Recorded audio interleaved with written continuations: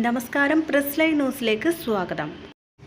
പ്രേക്ഷകർ കാത്തിരുന്ന ജനപ്രിയ റിയാലിറ്റി ഷോയായ ബിഗ് ബോസ് മലയാളത്തിൻ്റെ 6ാം സീസണ് ഈ ഞായറാഴ്ച തുടക്കം കുറിച്ചിരുന്നു.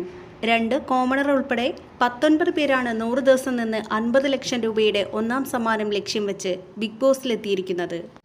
എല്ലാവരും പ്രതീക്ഷിച്ചതുപോലെ തന്നെ പുതിയ സീസൺ ആരംഭിച്ച 1ാം ദിവസം തന്നെ ബിഗ് ബോസിൽ അടിപൊട്ടി.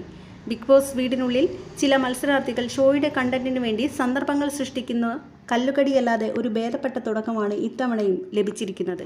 എന്നാൽ എല്ലാവരെയും അത്ഭുതപ്പെടുത്തുന്നത് സീസൺ ആരംഭിച്ച് 2 ദിവസം പോലും പിന്നിടുന്നതിന് മുമ്പ് ഷോയ്ക്കുള്ളിലെ ലവ് ട്രാക്ക് ചർച്ചയായി.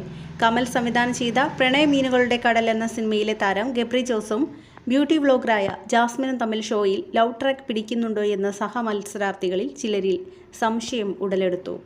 ഫിറ്റ്നസ് ട്രെയിനറായ ജിൻഡോ ബോഡി ക്രാഫ്റ്റ് ഉന്നയിച്ച ഈ സംശയമാണ് പിന്നീട് ബിഗ് ബോസ് വീടിനുള്ളിൽ ചെറിയൊരു ചർച്ചയ്ക്ക് വഴിവെച്ചത്.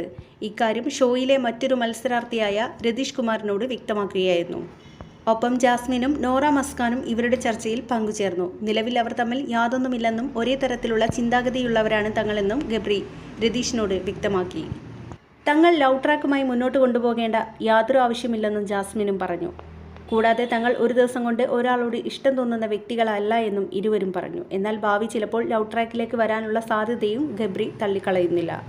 ഇക്കാര്യത്തെക്കുറിച്ച് ഏറെ നേരമായി ഇവർ മാത്രമായി ബിഗ് ബോസ് വീടിനുള്ളിൽ ചർച്ച ചെയ്യുകയായിരുന്നു.